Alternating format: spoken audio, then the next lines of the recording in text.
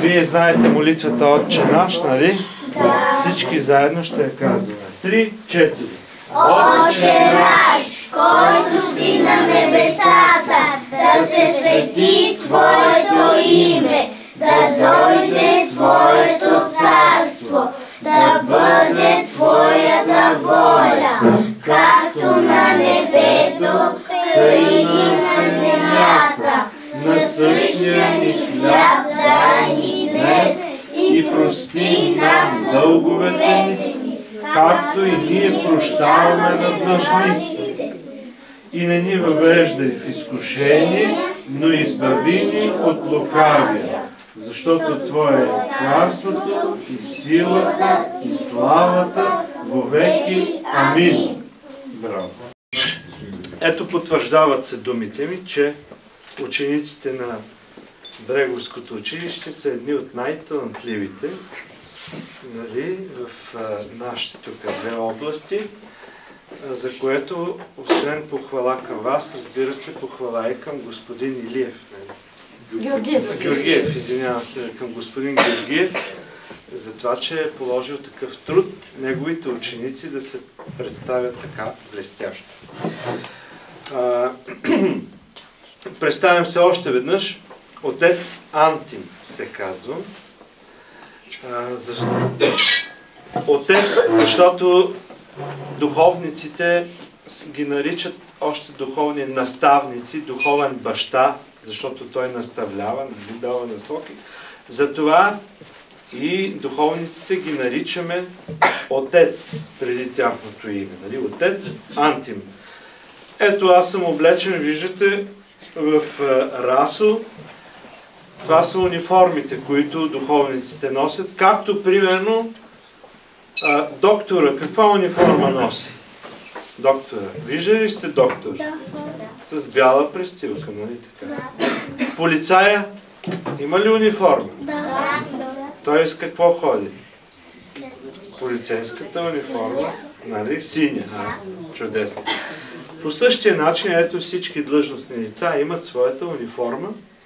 Затова няма да се очудвате, защото отците, духовниците в обществото се движат с тази униформа, с расо, се казва това расо.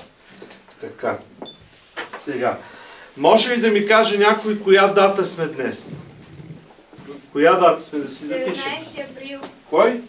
19. 19. Аз чух 17. 19 април. Една хубава дата, на която се провежда нашата среща. Коя година? 2004. Така, друг отговор. 24. Да. 2024. Чудесно.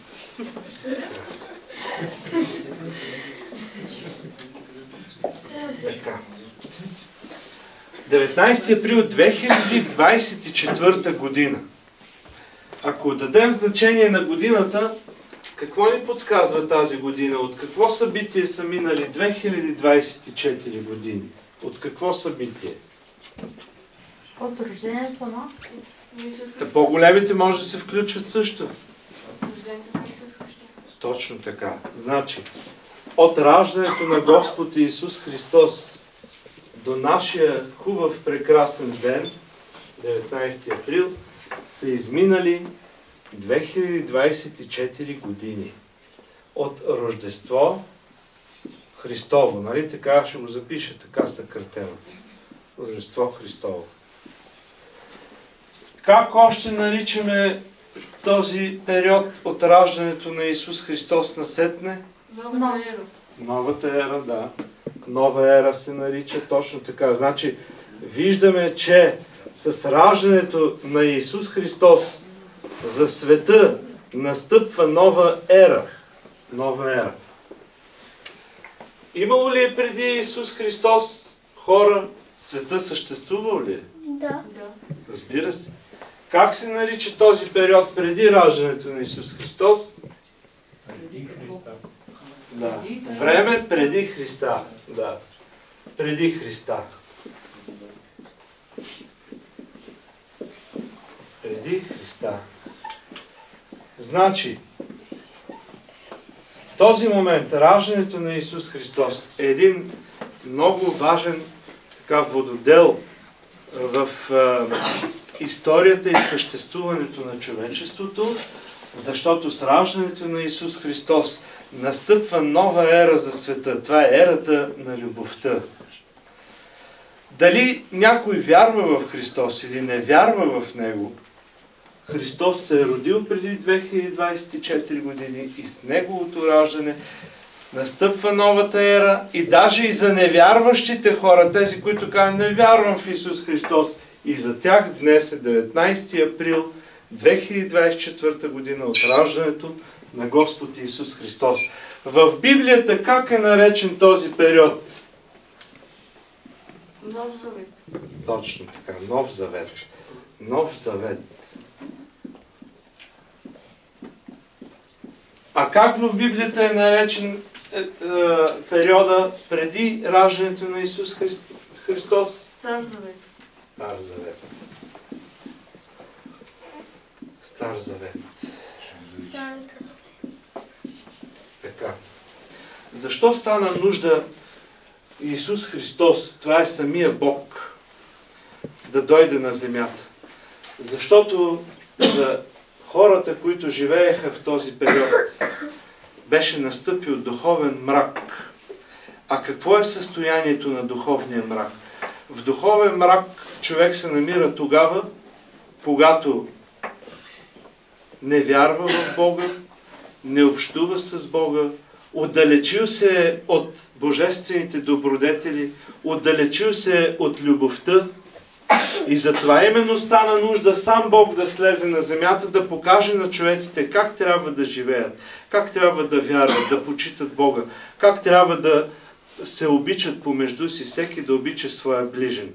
И затова раждането на Исус Христос е новата ера, новия завет. Когато дойде Исус Христос, знаете ли какви закони властваха в света? Имаше закони око за око, зъб за зъб. Човека за човека е вълк. Представете ли си какво нещо? Или хората, които не са вярвали в Бога, са принасили в жертва на божествата, измислените божества, идоли, дори и човешки същества, дори и деца са принасили в жертва. И ето за това стана нужда сам Бог да дойде и да поправи този духовен мрак. Като Господ Исус Христос каза: познайте истината и истината ще ви направи свободни. Няма да бъдете в плен на духовния мрак. Да, но как можем да познаем истината? Някой трябва да ни научи на тази истина, нали така? И затова Господ Исус Христос божествените истини ги е предал на своите апостоли, а апостолите оттам насетне на своите приемници.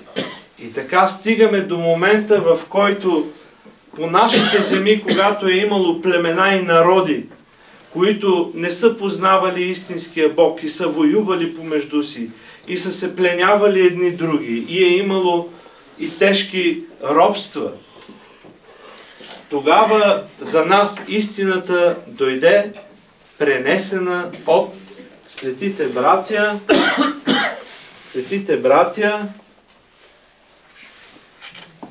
кои просветиха нашия народ в истините на вярата. Как ти името?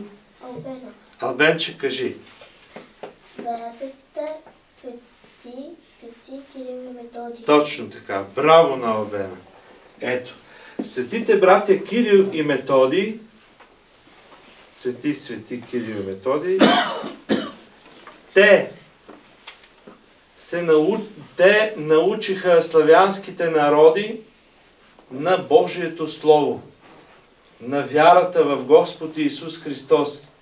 И затова славянобългарския род се подреди като трета култура, след гръко-римската култура, като трета култура славянството, на което най-ярките учители и проповедници са светите братя Кирил и Методий и техните ученици. Вие сте чули за тях: Климент, Наум, Сава, Гораст и Ангеларий. Чували ли сте за тях? Още не. Те малките, да, по-големите сигурно са чували. Какво направиха светите братя Кирил и Методий?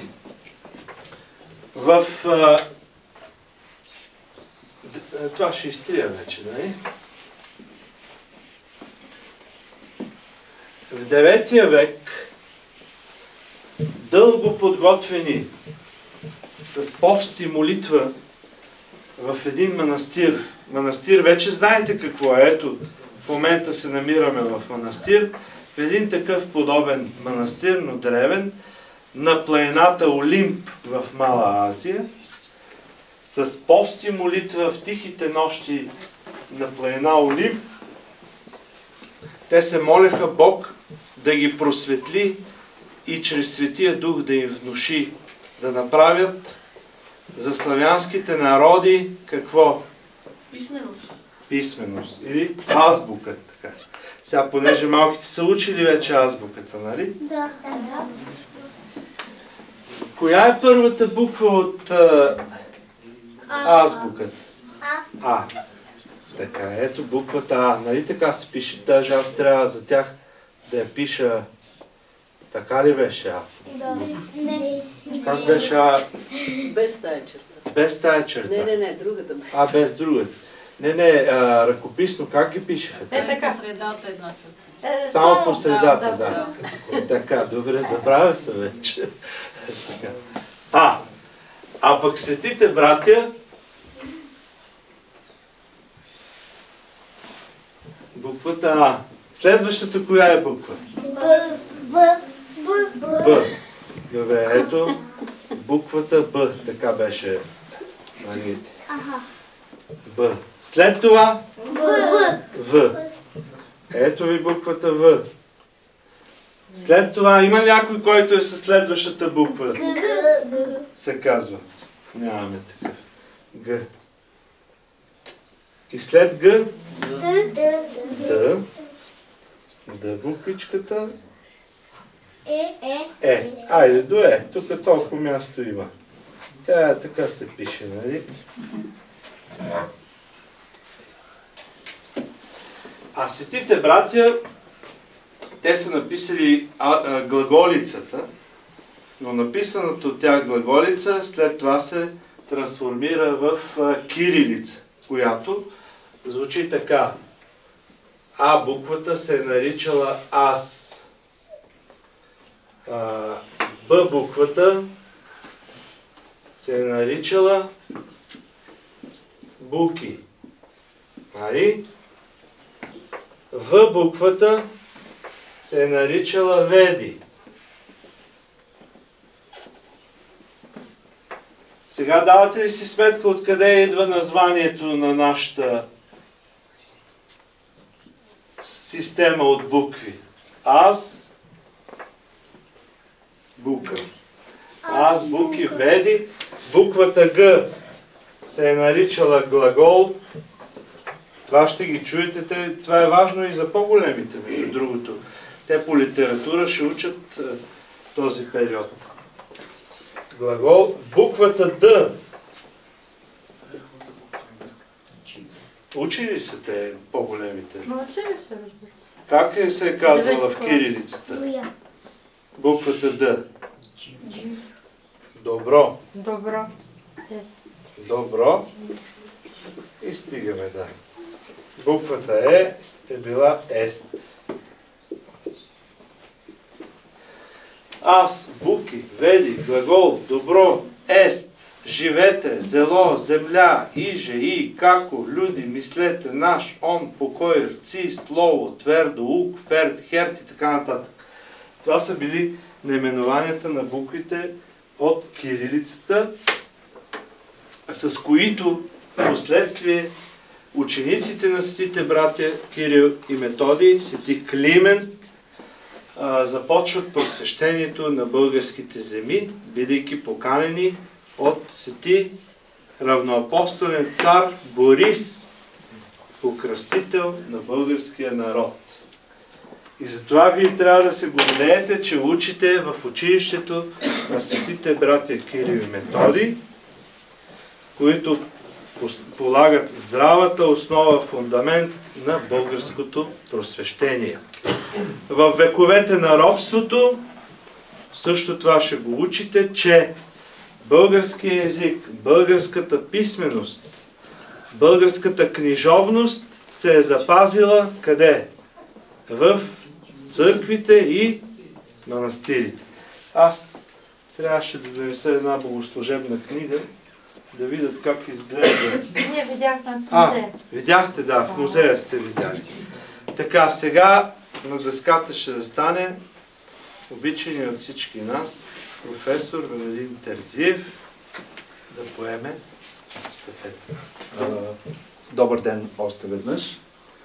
Искам ми се първо да благодарим на негово високо преподобие архимандрит Антим за гостоприемството, че прие да бъде празникът на думите в светата обител, носеща името на свети Кирил и Методий.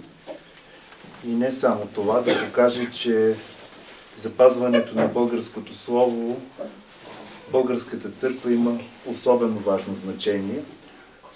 Все си мисля, че българската църква има значение за развитието на българското общество и сега. И може би е едно от малкото места останали на чистия дух, на добрите отношения. Благодаря и на госпожа Кръстева за това, че прие поредното предизвикателство, нашата открита среща, да бъде на различно място. Първо красиво, второ духовно и трето с архимандрит Антим, който се познаваме отдавна, да бъде срещата ни ползотворна. Още повече, архимандрит Антим е и протосингел на Видинската света митрополия, като той каза, че неговия административен ареал на действие обхваща и не само област Монтана, но и област Видин. Вие може би сте го виждали на различни места и в различно действие на неговата същност. Той съвсем скоро говори в читалището в Видин за иконите и значението на иконите. А днес искахме да говорим за думите. Той започна този разговор. Да, аз с ваше позволение. Аз ще го продължа малко по-различно. Той каза, че започваме да пишем първо на глаголицата. Официално в нашата българска история годината 855 е намерена като начало на създаването на азбуката, макар че единственото писмовно послание за тази дата е писанието на Черноризец Храбър, далеч по-късно намерено като такова, но ние с букви на кирилица пишем от началото на 10 век. И когато такива като нас, които имат повечко изживян път, повечко са играли от вас, повечко препятствия по пътя сме срещнали, се стараем да ви покажем, че смисълът на човешкото живеене е свързано с мислите, които ние отбелязваме с думи. Буквите и думите са по-важни от всичко останало. Говорната реч или изговорената реч е важна. Тя помага за нашата вербална и пряка комуникация, но писаното слово винаги е оставало по-съществено и по-важно, дори по-същностно за това какво сме и какво сме мислили. И ако днес ние съдим за първосъздателите на българската азбука, или по-скоро славянската азбука, за наличието на световна културна школа, която позабравихме последните години, то именно дължим на вашия патрон на училището Свети Кирил и Методий, а и разбира се и на името на този старопрестолен манастир, можем да кажем, защото много често повтарям, че Видинското царство е последно паднало и този манастир разбира се, в другата си идентичност, е бил част от същността на развитието на българската държава.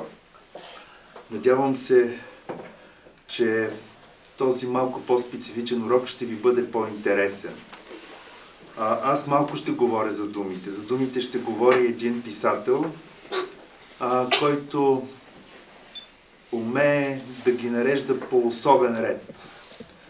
Много често хората, които си служат най-добре с думите, са избутани в страни от нашите обществени, значими проявления, събития.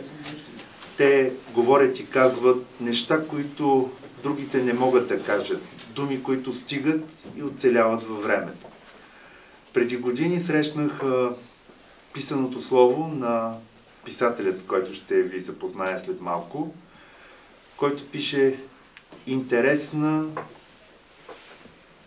добра и може би социално, бягам от думата значима, но по-скоро социално трансформираща поезия. Такава, която казва и в пряк и в преносен смисъл това, което чувства създателя. Много по-късно разбрах, че той пише интересни неща за деца. Тони Телалов е роден в Шумен. Той е възпитаник на университета в Шумен. Доктор е по социална педагогика. Но днес ще ви разкаже за думите в едно различно очарование. Много по-късно аз като ученик разбрах, че думите имат много по-силно и съществено значение. И ако нямах много и различни препятствия по пътя, може би по-лековато щях да си служа с думите. Сега с думите си служа много по-внимателно. А надявам се, вашите учители ще се умяват всеки път и по различен начин да ви показват какво значи думите и какво е смисълът на живеенето ни тук. Тони, заповядай сега и ние ще се учим от твоите думи. Така. Доколкото се разбрахте, трябва да говоря за думите, но искам първо да открихна една малка вратичка към една приказка, която съм написал. Тя се казва "Дуголите и вълшебното листо". Като след това ще можем да обсъждаме, ще я ползваме за база да си говорим. Дуголите са едни малки същества, големи колкото най-обикновено яйчице. Те биват зелени, червени, жълти и сини. И цвета определя това, с какво те се занимават в гората. Така, например, зелените дуголита се грижат за всички тревички, храсти и дървета в гората. Жълтите дуголита лекуват всички боболейчици, щурчета, пеперутки и така нататък. Сините дуголи са тези, които хранят останалите дуголи. Те разбират много от различни води. Много добре знаят, че водата, която е събрана в хралупата, е различна от водата в потока, която пък е различна от водата, пренощувала върху листо. И смесват тези водички, правят различни отвари, хранят останалите дуголи. Червените дугли, разбира се, лекуват всички останали дуголита, защото и на тях им се случва да ги заболят коремчета. Какво могат нашите приятели? Те, понеже са вълшебни, освен че имат различни задачи, всички заедно могат и други неща. Така, например, всяко дуголе, когато се оплаши, те не че са много страхливи, но все пак, когато се оплашат, телцето му започва да свети. Понеже имат ногтенца вместо крака, всяко от тях има 6 реда ногтенца, с които се катери абсолютно навсякъде. По дървета, по стени, навсякъде, те не могат какво да правят. Не могат да тичат. И когато трябва да тичат, просто се свиват на топчета и започват да се търкалят. Така се получава едно не тичане, не търкаляне, ами търкалотичане някакво. Търкаляне. И докато тичат, очичките им се движат нагоре и назад. Защо? за да може, докато се търкалят, да не се търкалят през очичките си. Иначе представите ли как ще се напълнят с пепел, как ще се възпалят тия очи и така нататък. Та нашите приятели са главни герои в една книга-игра. Каква е тая чудесия, все пак книга-игра? Ами това е една книга, в която, докато я четете, можете да избирате как да постъпят героите. Вие избирате дали да отидат в голямата гора или да отидат в парка на града. И така нататък. И според вашия избор тази книга има 17 различни края. Представите ли си чудесия някакво? 17 различни края. Та, нашите приятели започват различни пътешествия, в които има различни герои. Ето това, например, е един горски трол. Вървейки по една горска пътека, те усещат, че гората е оплашена. Вие знаете ли какво е оплашена гора? Това е абсолютно тиха гора. Няма такава гора, която да е абсолютно тиха. В нея или съчка ще пукне, или вятър ще разлитва листата. Ако в една гора е абсолютно тихо, значи тази гора е оплашена. И те решават да се скрият под едни листа и какво да видят? Ето това грозно същество с мръсни кални гащи, с паежини по рогата и всякакви мухи по него, което много силно смърди на всичкото отгоре, извинявайте, мирише, се задава по пътеката. И не щеш ли сяда точно до тях и тяхните очи започват да сълзят от миризмата. И вече тъкмо се чудят как да се измъкнат. На него му се скимва, става и тръгва пак на някъде и те какво да видят. На дупето му залепена една голяма буца кал. А за калта залепен техният приятел. Сирито до голе. И се започва едно голямо търковотичане, едно преследване. Стигат най-после, катерят се по него, започват да го дърпат. Кълта го държи, започват да го дърпат, кълта го държи и накрая буцата прави плёк и всички заедно падат на земята. И добре, че това се случва, защото точно в този момент чудовището решава да се почеше по дупето, там където допреди малко е било до голето, и буцата става на едно голямо петно. В града, например, нашите приятели правят едно е такова нещо, което те му викат дядо Дугул. Защо го правят това нещо? Това нещо го правят като се катерят едно върху друго, правят едно подобие на човешко тяло и с дрехи и найлони, които хората изхвърлят постоянно в гората и те са ги намерили, го обличат. Защо го правят това нещо? За да могат неуспокоявани да ходят между хората. Вие представите ли си, ако дуголите се търкалят по тротуарите? Нали някой човек ще реши да ги посрита, да си поиграе на футбол с тях. Затова те се маскират и така се движат през града. И докато се движат през града, какво виждат на едно кръстовище? Виждат светофар. Виждат светофар, който свети ту зелено, ту жълто, и те решават, че хората са затворили там техни братчета да святкат за някакво удоволствие на хората, решават да проверят какво има вътре. Да, но не могат да отворят такъв светофар. На съседното кръстовище обаче виждат един, който не работи. Качват се в него, червеното вика, тук няма никой. И светофара светва червено. Жълтото е това, виква нещо, и светофара светва жълто. И в този момент се чува огромен трясък. Излизат и какво да видят? Няколко коли са сблъскали. Едните хукват да бягат в една посока, другите хукват да бягат в друга посока. В същото време идва една голяма милиционерска полицейска кола.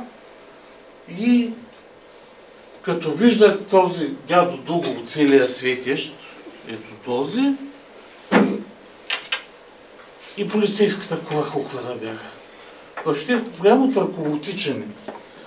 И така в различни приключения. Тук, например, има един, ето този приятел.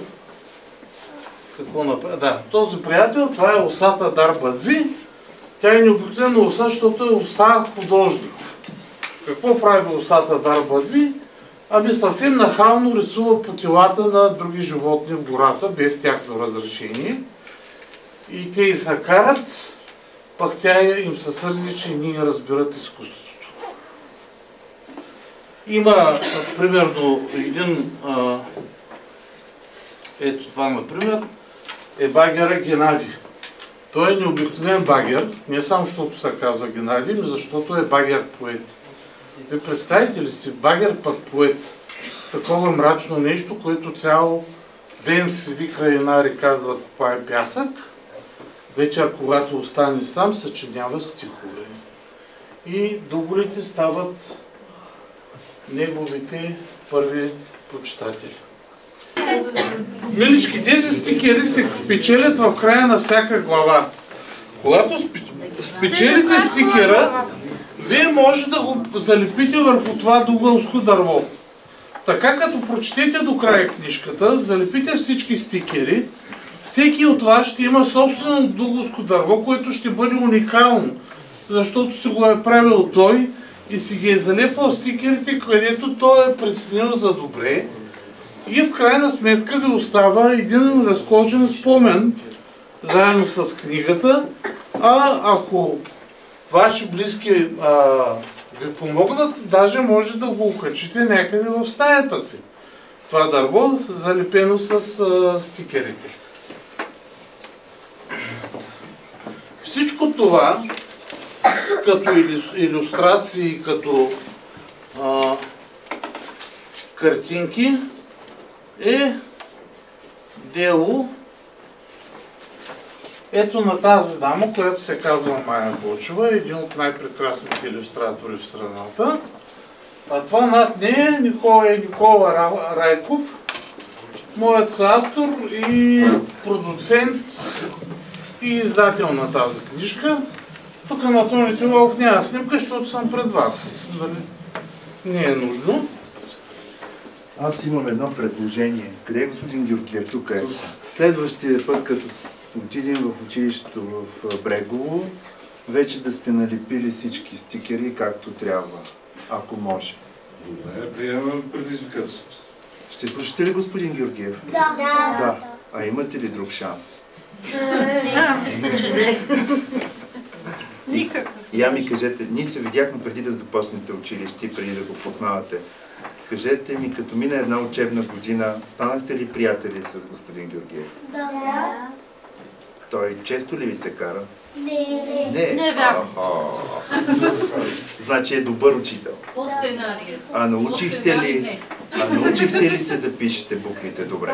Да. А думи можете ли да пишете? Да.